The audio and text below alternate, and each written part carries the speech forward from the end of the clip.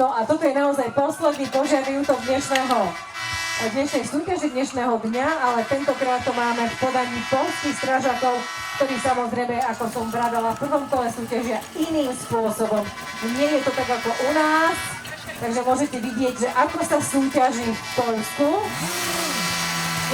Nie je to hurá systém, je to na znamenie, každý si každému ukazuje a teraz nám beží pravý prúd.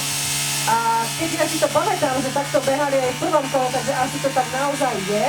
A tu je dôležité si uvedomiť, že naozaj každý jeden je to dôležitý.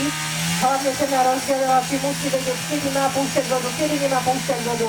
Kontrolujeme vodu, strojník, pekne, teraz mávame, teraz môžeme pustiť na pravú stranu vodičku.